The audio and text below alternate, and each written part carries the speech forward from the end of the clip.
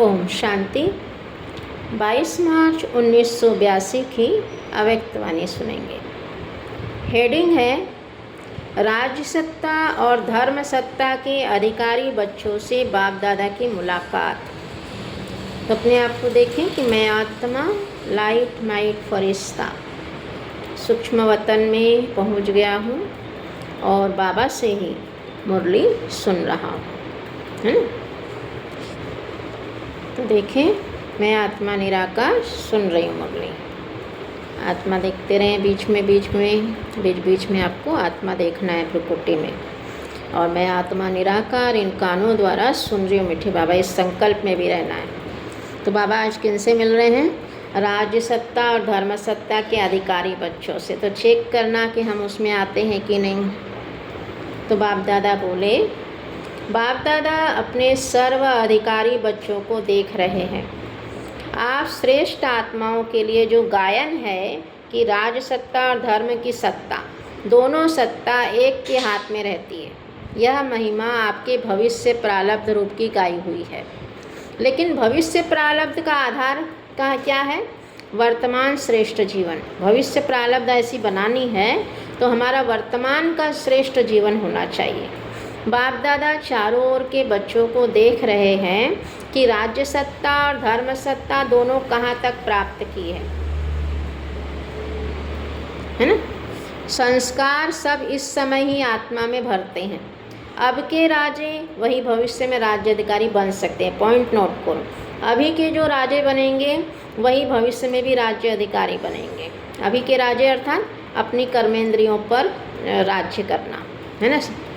अब की धारणा स्वरूप आत्माएं ही धर्म सत्ता प्राप्त कर सकती हैं। जिनमें धारणाएं होंगी अभी वही धर्म सत्ता प्राप्त कर सकती हैं। तो दोनों ही सत्ताएं हर एक ने अपने में कहाँ तक धारण की है। दोनों ही सत्ताएं हर एक ने अपने में कहाँ तक धारण की है, चेक करना है बोल रहे बाबा। राज्य सत्ता अर्थात अधिकारी, अथॉरिटी स्वरूप। राज्य सत्ता वाली आत्मा अपने अधिकार द्वारा जब चाहे, जैसे चाहे वैसे अपनी स्थूल और सूक्ष्म शक्तियों को चला सकती है। ये राज्य सत्ता अधिकारी आत्माओं की निशानी है कि वह अपनी स्थूल कर्मेंद्रियों को भी, हाथ कान नाक मुँह है ना, इसको भी, और सूक्ष्म शक्तियाँ मन बुद्धि संस्कार को भी अपने ऑर्डर से चला सकती है। यह अथॉरिटी राज्य सत्ता की निशानी है, ठीक है। दूसरी निशानी है, राज्य सत्ता वाले हर कार्य को लॉ एंड ऑर्डर द्वारा चला सकते हैं। राज्य सत्ता अर्थात माता पिता के स्वरूप में अपनी प्रजा की पालना करने की शक्ति वाला। कितनी सुंदर बात कही ना बाबा ने। राज्य सत्ता अर्थात माता पिता के रूप में अपनी प्रजा की पालना करने की शक्ति वाला। राज्य सत्ता अर्थात स्वयं भी सदा सर्व में संपन्न होगा और औरों को भी संपन्नता में रखने वाले होंगे।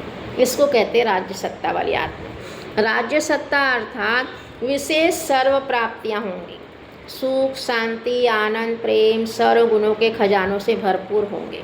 स्वयं भी और सर्व भी खजानों से भरपूर रहेंगे। राज्य सत्ता वाले अर्थात अधिकारी आत्माएं बने हो। अब बाबा ने बता दिया पूरा डिटेल में। फिर बाबा, है ना, बाबा कह रहे हैं कि राज्य सत्ता अधिकारी बने हो क्या, बाबा कह रहे हैं, ठीक है। माता पिता के समान अधिकारी, माता पिता के समान पालना की विशेषता अनुभव करते हो।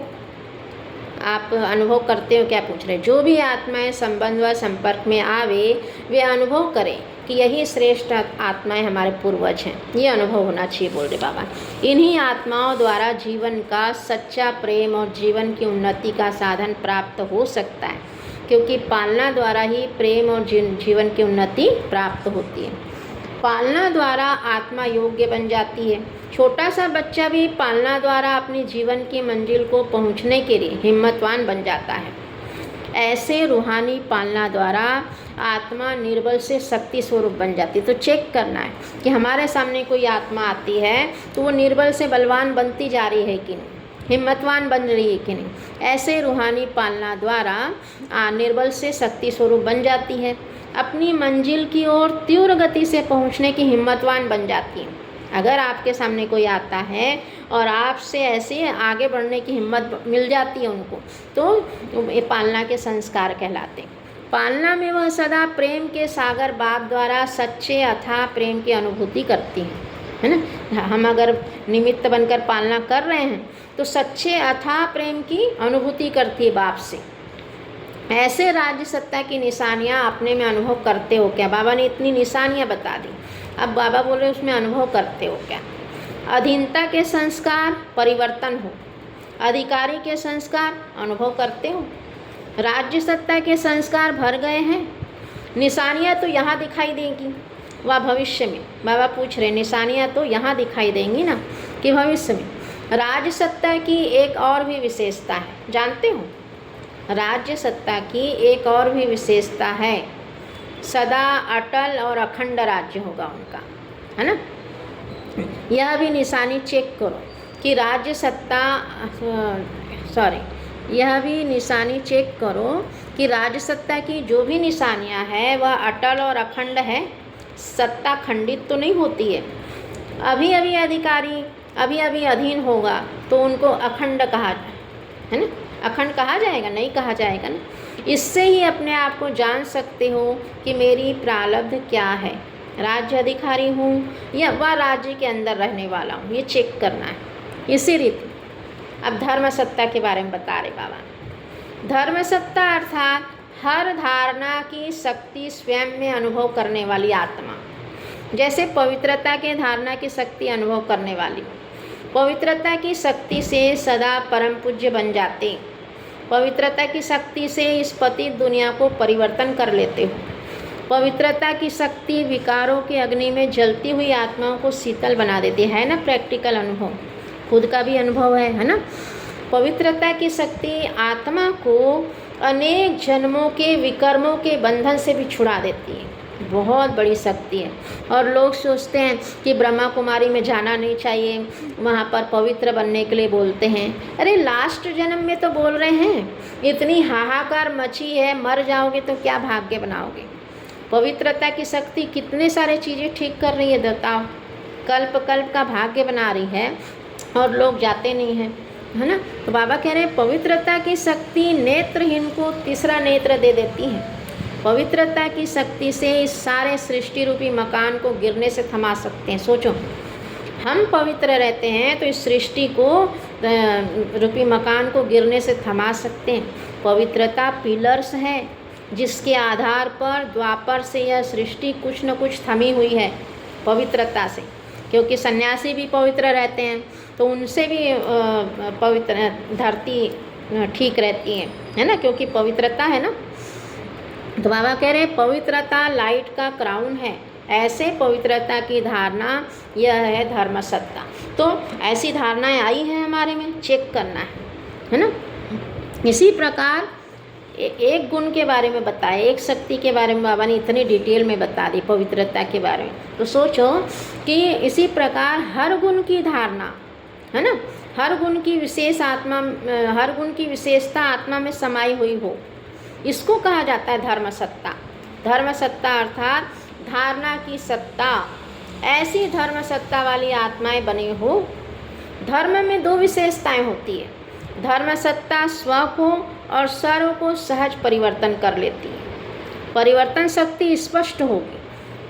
सारे चक्र में देखो, जो भी धर्म सत्ता वाली आत्माएं आई है उन्हों की विशेषता है मनुष्य आत्माओं को परिवर्तन करना। देखा है ना आपने, द्वापर युग से जो भी आत्माएं आई हैं उनमें एक विशेषता होती है परिवर्तन करने की। साधारण मनुष्य से परिवर्तन हो, कोई बौद्धि, कोई क्रिश्चियन बना, कोई मठ पंथ वाले बने, लेकिन परिवर्तन तो हुए ना। तो धर्म सत्ता अर्थात परिवर्तन करने की सत्ता, पहले स्वयं को फिर औरों को, है ना। धर्म सत्ता की दूसरी विशेषता है परिपक्वता। हिलने वाले नहीं, लेकिन बाबा कह रहे हिलने वाले नहीं, परिपक्वता की शक्ति द्वारा ही परिवर्तन कर सकेंगे। अगर आप में परिपक्वता है तो ही आप परिवर्तन कर सकेंगे। चाहे सितम हो, ग्लानि हो, अपोजिशन हो, लेकिन अपनी धारणा में परिपक्व रहे, चाहे कुछ भी हो जाए, अपनी धारणा ना छोड़ें।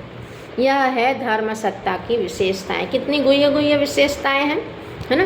धर्म सत्ता वाली हर कर्म में निर्माण भी होगी, जबकि दुनिया में निर्माणता दिखाई नहीं देती, है ना।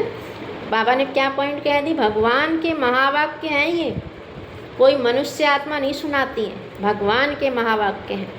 और इसको समझने के लिए भी पवित्र बुद्धि चाहिए, है ना। इसीलिए भगवान हमको प्याज लहसुन छुड़ाता है। क्यों? क्योंकि ये छोटी सी चीज़ छोड़ने से हमें मुरली समझ में आती है, भगवान के महावाक्य समझ में आते हैं। और लोग बोलते हैं ब्रह्मा कुमारी में जाओ तो प्याज लहसुन छोड़ना पड़ता है। अरे भगवान इतना कुछ दे रहा है और आप गलत चीज़ों में लगे रहते हो, तभी तो इतनी तमो प्रधानता बढ़ रही है। आप खुद भी चेक करो ना, किसी को दही भात खिला के देखो उसका मन कैसा रहेगा, किसी को रोज़ प्याज लहसुन खिला कर देखो उसका मन कैसा होगा, आपको तुरंत ही रिजल्ट मिलता है। फिर भी कहते हैं कि प्याज लहसुन खाना चाहिए। भगवान कह रहा है प्याज लहसुन मत खाओ तो ना खाओ, है ना। तो क्या कह रहे हैं बाबा कि जितना ही गुणों की धर्म सत्ता वाली आत्मा जो होगी ना, हर कर्म में निर्माण होगी।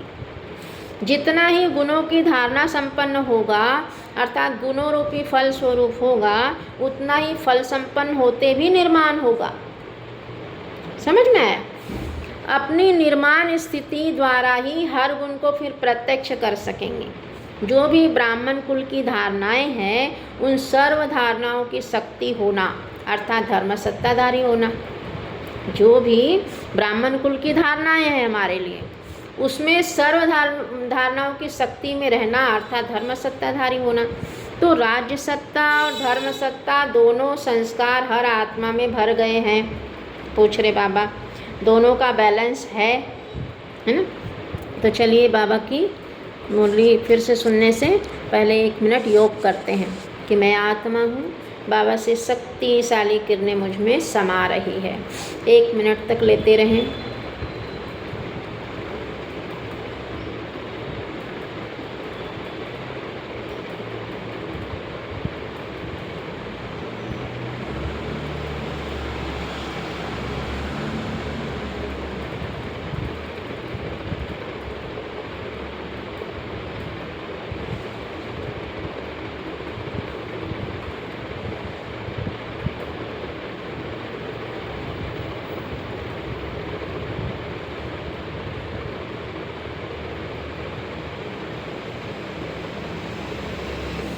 तो मैं आत्मा निराकार इन कानों द्वारा सुन रही हूँ मीठे बाबा, इस संकल्प में रहें।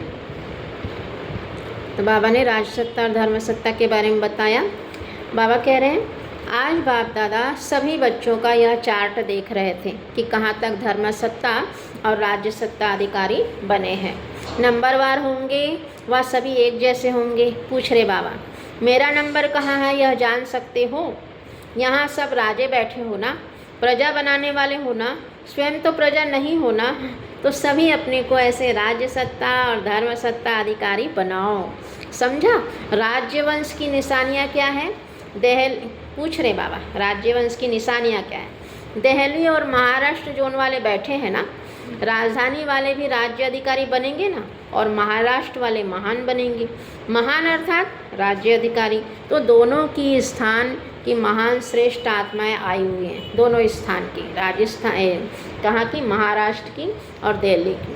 तो बाबा कह रहे हैं दोनों ही स्थान की महान श्रेष्ठ आत्माएं आई हुई है। और विदेशी क्या बनेंगे? राज्य करने वाले व राज्य को देखने वाले बनेंगे। सबसे आगे जाएंगे ना, बाबा पूछ रहे हैं। अच्छा बाबा फिर जो जो कहते हैं उसका वरदान दिया है, महसूस करें। सूक्ष्म वतन में बैठकर लेने से आपको बहुत अच्छा अनुभव होगा, आपको महसूस होगा कि आप में शक्ति समा रही है। तो ले लीजिए बाबा से, सिर पर हाथ रखकर महसूस करें बाबा का आपके सिर पर हाथ है। ऐसी राज्य सत्ता और धर्म सत्ता अधिकारी सदा संपन्न बन औरों को संपन्न बनाने वाले, परिवर्तन शक्ति द्वारा स्व परिवर्तन और विश्व परिवर्तन करने वाली श्रेष्ठ आत्माएं, सारा कल्प महिमा और पूजन होने वाली पवित्र आत्माएं, सदा अपने पवित्रता के गुण द्वारा सर्वों को गुणवान बनाने वाली गुणमूर्त आत्माओं को बाप दादा का याद प्यार और नमस्ते। हम रूहानी बच्चों की भी बाबा को गुलदस्ता भेंट करो गुलाब का, रजनीगंधा के फूलों की लटें लगी हुई।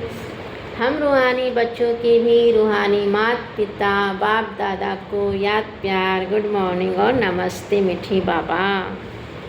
अब बाबा पार्टियों के साथ बात कर रहे हैं, लेकिन फिर आपका संकल्प होना चाहिए कि मैं आत्मा तुरंत भ्रुकुटी में देखूं, निराकार इन कानों द्वारा सुनकर धारण कर रही हूँ मीठे बाबा, है ना, आत्मा समझकर, तो आपको मुरली धारण होगी। पार्टियों के साथ बाबा बोल रहे हैं। पहले पॉइंट, समय के प्रमाण स्वयं को परिवर्तन करो। अभी समय के प्रमाण परिवर्तन की गति तीव्र चाहिए। जब समय तीव्र गति में जा रहा है और परिवर्तन करने वाले तीव्र गति में नहीं होंगे तो समय परिवर्तन हो जाएगा और स्वयं कमी वाले ही रह जाएंगे। कमी वाली आत्माओं की निशानी क्या दिखाई है? कमान। तो कमानधारी बनना है व छत्रधारी बनना है। बाबा बोल रहे हैं कि कमी वालों की निशानी क्या दिखाई है? तीर कमान, है ना, अर्थात त्रेता युग। और छत्रधारी बनना है कि कमानधारी बनना है, अर्थात श्री कृष्ण के राज्य में छत्रधारी, है ना। सूर्यवंशी बनना है ना, बाबा पूछ रहे हैं, श्री कृष्ण के राज्य में। तो सूर्य सदा तेज होता है और तीव्र गति में कार्य करता है। सूर्य के अंतर में चंद्रमा शीतल गाया जाता है। तो पुरुषार्थ में शीतल नहीं होना है, समझ गए? पॉइंट नोट करो। पुरुषार्थ में शीतल हुए तो फिर चंद्रवंशी हो जाएंगे, राम के राज्य में चले जाएंगे, है ना। सूर्यवंशी की निशानी है तीव्र पुरुषार्थ, है ना। सोचा और किया, ऐसे होना चाहिए पुरुषार्थ। ऐसे नहीं सोचा 1 वर्ष पहले और किया दूसरे वर्ष में तो बाबा कह रहे तीव्र पुरुषार्थ अर्थात उड़ती कला वाले। अभी चढ़ती कला का समय भी चला गया, अब तो आगे बढ़ने का बहुत सहज साधन मिला हुआ है। सिर्फ एक शब्द की गिफ्ट है, वह कौन सी? मेरा बाबा। यही एक शब्द ऐसी लिफ्ट है जो 1 सेकंड में नीचे से ऊपर जा सकते हो, है ना। सिर्फ दिल से कहना है मेरा बाबा। क्या है, यह लिफ्ट यूज़ करने नहीं आती आपको? अब लिफ्ट का ज़माना है, फिर सीढ़ी क्यों चढ़ते हो? लिफ्ट में कोई थकावट नहीं होती, सोचा और पहुंचा। तो कौन हो? एक ही शब्द लिफ्ट है, ज़्यादा सोचने की ज़रूरत नहीं। एक शब्द 1 नंबर में पहुंचा देगा, मेरा बाबा। एक शब्द 1 नंबर में पहुंचा देगा आपको, मेरा बाबा, है ना। कहो दिल से मेरा बाबा। सामने बैठे हैं ना बाबा, मेरा बाबा। बाबा का हाथ महसूस करो अपने हाथ में, मेरा बाबा, मेरा बाबा, है ना। कितना प्यारा। तो बाबा कह रहे हैं कि मेहनत क्यों करते हो सीढ़ी चढ़ने की? लिफ्ट में कोई थकावट नहीं होती, सोचा और पहुंचा। तो कौन हो? एक ही शब्द लिफ्ट है, ज़्यादा सोचने की ज़रूरत नहीं। एक शब्द मेरा बाबा 1 नंबर में पहुंचा देगा। जब मेरा बाबा हुआ तो मैं उसमें समा गई, है ना। इतनी सहज लिफ्ट यूज़ करो, यूज़ करने वाले पहुंच जाते हैं और देखने वाले सोचने वाले रह जाते हैं। तो अब एक शब्द के स्मृति स्वरूप होकर सदा समर्थ आत्मा बन जाओ, है ना। सदा हर कदम आगे बढ़ाते दूसरों को भी आगे बढ़ाते रहो। ये पॉइंट नोट करो। बहुत से लोग क्या करते हैं, हम बढ़ जाएं दूसरे ना बढ़े। भगवान यहाँ पर ऐसा कभी नहीं कहता। भगवान क्या कह रहे हैं? सदा हर कदम आगे बढ़ाते दूसरों को भी आगे बढ़ाते रहो। जितना स्वयं संपन्न होंगे उतना औरों को भी संपन्न बना सकेंगे।